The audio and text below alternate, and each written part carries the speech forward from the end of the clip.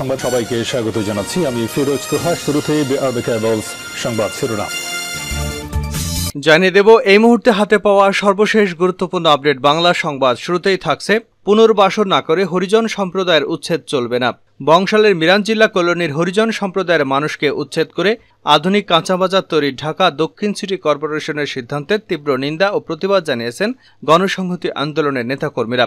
সেখানে অবিলম্বে উচ্ছেদ অভিযান বন্ধের দাবি জানান সংগঠনের নেতারা।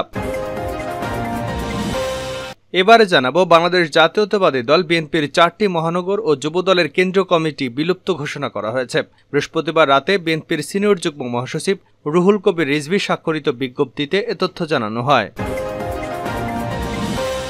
জানাবো তারেক রহমানকে তালাক দিয়ে রাজনীতিতে ফিরে আসেন। আওয়ামী লীগ সভাপতিমণ্ডলীর সদস্য এবং পাট ও বস্ত্রমন্ত্রী অ্যাডভোকেট জাহাঙ্গীর কবির নানক বলেছেন, হাওয়া ভবনে তারেক রহমান হাজার হাজার কোটি টাকা অর্থ পাচার করেছেন, লন্ডনে রাজপ্রাসাদে থেকে উপভোগ করছেন, আর বিএনপি নেতাকর্মীদের ভুলভ্রান্তির দিকে ঠেলে দিচ্ছেন। তারেককে তালাক দিয়ে রাজনীতিতে ফিরে আসেন, নয়তো আপনাদের ধ্বংস অনিবার্য। এদিকে কালো টাকা সাদা করার সুযোগে দুর্নীতিবাজরা আরও উৎসাহিত হবে বলে অভিযোগ করেছেন ইসলামী আন্দোলন বাংলাদেশের সিনিয়র নায়েবে আমির মুফতি সৈয়দ মোহাম্মদ ফয়জুল করিম। জানিয়ে দেব দেশের 6 জেলার উপর দিয়ে সর্বোচ্চ 60 কিলোমিটার বেগে ঝড় হতে পারে বলে জানিয়েছে আবহাওয়া অফিস। সেই সঙ্গে বজ্রসহ বৃষ্টি হতে পারে বলেও ধারণা করা হচ্ছে। এবং সর্বশেষ জানাবো আন্তর্জাতিক সংবাদ। বিক্ষোভে উত্তাল আর্জেন্টিনা, আটক 10। প্রেসিডেন্ট হাভিয়ার মেইলরের প্রস্তাবিত অর্থনৈতিক সংস্কারের প্রতিবাদে বিক্ষোভে উত্তাল হয়ে উঠেছে আর্জেন্টিনা। স্থানীয় সময় বুধবার রাজধানীর বুয়েন্স আয়ার্সের রাজধানীতে বিক্ষোভ ছড়িয়ে পড়ে। এতক্ষণ শিরোনাম শুনছিলেন, এবার বিস্তারিত। প্রিয় দর্শক, আপনি যদি এই চ্যানেলে নতুন হয়ে থাকেন, ভিডিওটি দেখতে দেখতে চ্যানেলটি সাবস্ক্রাইব করে আমাদের সঙ্গে থাকুন। আর এই ভিডিও সম্পর্কে আপনি আপনার মূল্যবান মতামতটি কমেন্ট বক্সে জানিয়ে দিন। আর হ্যাঁ প্রিয় দর্শক, জানিয়ে দিন ভিডিওটি কোথা থেকে দেখছেন। পুনর্বাসন না করে হরিজন সম্প্রদায় উচ্ছেদ চলবে না, জোনায়েদ সাকিব। বংশালের মিরাঞ্জিল্লা কলোনির হরিজন সম্প্রদায়ের মানুষকে উচ্ছেদ করে আধুনিক কাঁচাবাজার তৈরি ঢাকা দক্ষিণ সিটি কর্পোরেশনের সিদ্ধান্তের তীব্র নিন্দা ও প্রতিবাদ জানিয়েছেন গণসংহতি আন্দোলন।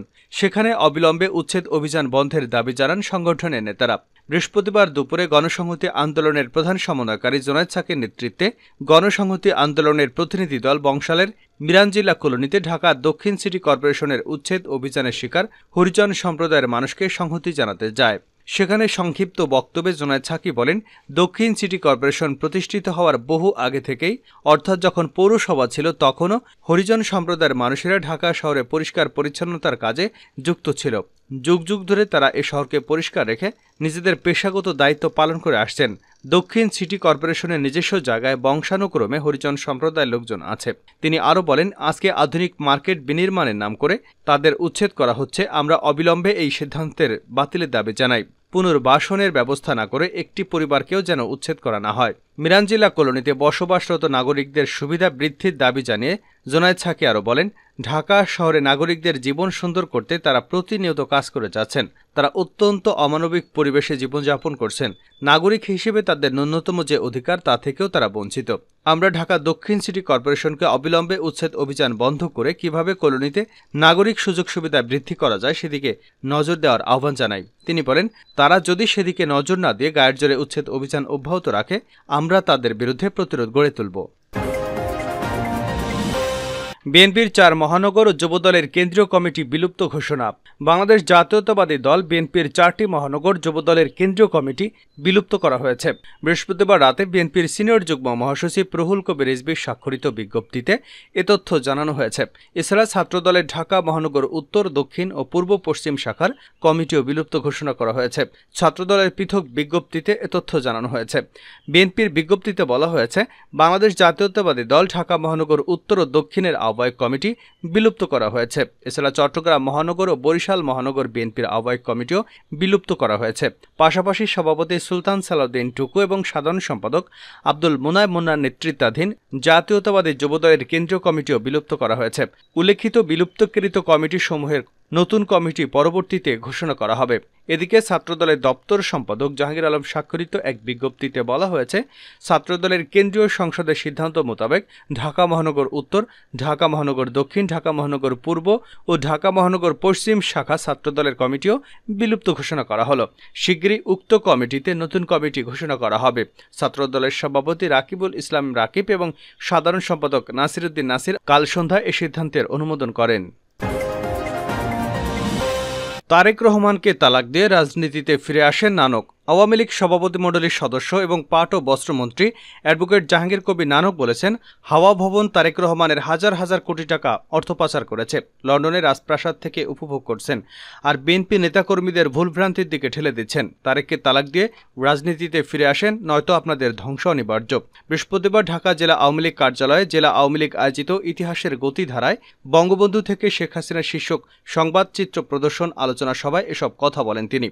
জাহাঙ্গীর কবির নানক বলেন, যারা ক্ষমতাচ্যুত হয়ে দীর্ঘদিন ধরে দুর্নীতির সঙ্গে যুক্ত হয়েছেন তাদের বিরুদ্ধে ব্যবস্থা নিতে শেখ হাসিনা কোনো আপোষ করবেন না। দুর্নীতির বিরুদ্ধে ঐক্যবদ্ধ থেকে প্রতিরোধ গড়ে তুলতে হবে, দুর্নীতিকে না বলে এগিয়ে যেতে হবে। এ সরকার আমাদের প্রধান শত্রু। বিএনপির মহাসচিব মির্জা ফখরুল ইসলাম আলমগীরের এমন বক্তব্যের সমালোচনা করে নানক বলেন, ফখরুল সাহেবের ভেতরের কথা বের হয়ে গেছে। আওয়ামী লীগ সরকার বিএনপির প্রধান শত্রু, কারণ এই সরকার জনগণের সরকার, এ সরকার অসাম্প্রদায়িক বাংলাদেশের সরকার, এ সরকার দেশের উন্নয়নের সরকার, কারণ এ সরকার আপনাদের বন্ধু ৭১-এর মানবতা বিরোধী ও যুদ্ধ অপরাধীদের বিচার করেছে, বিচারের রায় কার্যকর করেছে। আওয়ামী লীগ নেতাকর্মীদের উদ্দেশ্যে তিনি বলেন, আমাদের শুধু ঢেকুর দিলে চলবে না, আমরা পঞ্চমবারের মতো সরকার গঠন করেছি, সতর্ক থাকতে হবে। বিএনপি জামাত জনগণের সমর্থন না পেয়ে আন্দোলনে ব্যর্থ হয়ে এখন তারা নতুন করে ষড়যন্ত্রের পথ খুঁজছে। দলের ৭৫তম প্রতিষ্ঠা বার্ষিকী নিয়ে আওয়ামী লীগের নীতি নির্ধারণী ফোরামের এই নেতা বলেন, আওয়ামী লীগের প্রতিষ্ঠা বার্ষিকীর অনুষ্ঠান শুধু রাজনৈতিক নয়, মানুষের দোরগোড়ায় পৌঁছে দিতে হবে, জানান দিতে হবে আওয়ামী লীগ ৭৫ বছরের পূর্ণতা করেছে। সারা দেশের আনাচে কানাচে জেলা উপজেলা ইউনিয়ন ওয়ার্ড পর্যায়ে আমাদের কর্মসূচি পৌঁছে দিতে হবে, এই আনন্দ ঘরে ঘরে পৌঁছে দিতে হবে। আওয়ামী লীগের সাংগঠনিক সম্পাদক মির্জা আজম বলেন, ষড়যন্ত্রকারীরা এখনও থেমে নেই। বঙ্গবন্ধু থেকে শেখ হাসিনা পর্যন্ত এই পরাজিত শক্তি দেশের বিরুদ্ধে ষড়যন্ত্র করে যাচ্ছে। তাদের মোকাবেলা করতে গেলে আওয়ামী লীগের নেতাকর্মীদের ঐক্যবদ্ধ থাকতে হবে। ৬ জেলায় দুপুরের মধ্যেই ঝড়ের আভাস। দেশের ৬ জেলার উপর দিয়ে সর্বোচ্চ ৬০ কিলোমিটার বেগে ঝড় হতে পারে বলে জানিয়েছে আবহাওয়া অফিস। সেই সঙ্গে বজ্রসহ বৃষ্টি হতে পারে বলেও ধারণা করা হচ্ছে। শুক্রবার দুপুর ১টা পর্যন্ত দেশের অভ্যন্তরীণ নদীবন্দরগুলোর জন্য দেওয়া এক পূর্বাভাসে এ তথ্য জানানো হয়েছে। পূর্বাভাসে বলা হয়েছে, রংপুর, দিনাজপুর, বগুড়া, টাঙ্গাইল, ময়মনসিংহ, সিলেট জেলার উপর দিয়ে পশ্চিম অথবা উত্তর পশ্চিম দিক থেকে ঘন্টায় ৪৫ থেকে ৬০ কিলোমিটার বেগে অস্থায়ীভাবে দমকা অথবা ঝোড়ো হাওয়া বয়ে যেতে পারে। এ সময় বৃষ্টি অথবা বজ্রসহ বৃষ্টি হতে পারে, তাই এসব এলাকার নদীবন্দরগুলোকে ১ নম্বর সতর্ক সংকেত দেখাতে বলা হয়েছে। বৃহস্পতিবার সন্ধ্যা ৬টা থেকে পরবর্তী ৩ দিনে আবহাওয়া পূর্বাভাসে বলা হয়েছে, ঈদুল আজহার আগ পর্যন্ত রাজধানী ঢাকাসহ দেশের বেশ কিছু অঞ্চলে বৃষ্টি অথবা বজ্রসহ বৃষ্টি হতে পারে। সেই সঙ্গে কোথাও কোথাও মাঝারি ধরনের ভারী থেকে অতি ভারী বর্ষণ হতে পারে। শেষ করছে আন্তর্জাতিক সংবাদ দিয়ে। বিক্ষোভে উত্তাল আর্জেন্টিনা, গ্রেপ্তার ১০। প্রেসিডেন্ট হাভিয়ার মিলেইর প্রস্তাবিত অর্থনৈতিক সংস্কারের প্রতিবাদে বিক্ষোভে উত্তাল হয়ে উঠেছে আর্জেন্টিনা। স্থানীয় সময় বুধবার রাজধানীর বুনেস আয়ারবাসের রাজপথে বিক্ষোভ ছড়িয়ে পড়ে। ফরাসি বার্তা সংস্থা এএফপি জানিয়েছে, নিরাপত্তা বাহিনীর সদস্য আর বিক্ষোভকারীদের মধ্যে সংঘর্ষ হয়েছে। বিক্ষোভ দমাতে কয়েকশো নিরাপত্তা কর্মী কাঁদানে গ্যাস এবং পেপার স্প্রে ছুড়েছেন। ব্যবহার করা হয়েছে জলকামান। আর্জেন্টিনার নিরাপত্তা বিষয়ক মন্ত্রণালয়ের মুখপাত্র এপিকে জানায়, অন্তত ১০ জনকে আটক করা হয়েছে। আহত হয়েছে ৯ জন পুলিশ সদস্য। এপি জানিয়েছে, সংস্কার প্রস্তাব নিয়ে কংগ্রেসে বিতর্কের সময় বাইরে বিক্ষোভ ছড়িয়ে পড়ে। সে সময় কংগ্রেস ভবনের বাইরে ২টি গাড়িতে আগুন দেন বিক্ষোভকারীরা। তারা বেড়া টপকে সেখানে ঢোকার চেষ্টা করলে সহিংসতা ছড়িয়ে পড়ে। নিরাপত্তা কর্মকর্তাদের উপর পাথর ছুড়লে তারাও পাল্টা পেপার স্প্রে ছোড়েন। দেশটির স্বাস্থ্য মন্ত্রণালয়ের তথ্য, পেপার স্প্রের কারণে ৭ জন বিক্ষোভকারীকে হাসপাতালে চিকিৎসা নিতে হয়েছে। এদের মধ্যে ৫ জনই আইন প্রণেতা। ঘটনাস্থলে আরও বেশ কয়েকজনকে চিকিৎসা দেওয়া হয়েছে। পরে রাতের বেলা ঢাল বহনকারী নিরাপত্তা কর্মকর্তারা বিক্ষোভকারীদের সরিয়ে দেন। সে সময় ২টি গাড়ি উল্টে দিয়ে আগুন দেওয়া হয়। এর মধ্যে একটি স্থানীয় সংবাদ মাধ্যমের গাড়ি রয়েছে। এক এক্স বার্তায় আর্জেন্টিনার প্রেসিডেন্টের দপ্তর দাবি করেছে, সন্ত্রাসী গোষ্ঠীগুলো লাঠি, পাথর, এমনকি গ্রেনেড নিয়েও বিক্ষোভে নেমেছেন। তারা অভ্যুত্থান ঘটানোর চেষ্টায় আছেন।